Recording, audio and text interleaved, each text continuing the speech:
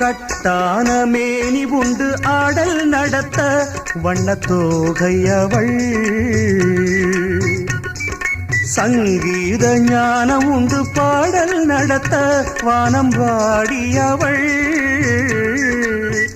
அவள் பூவிழி சிரிப்பினில் பூலோகம் மயங்கும். பொல்லாத புன்னகை கலங்க வைக்கும்.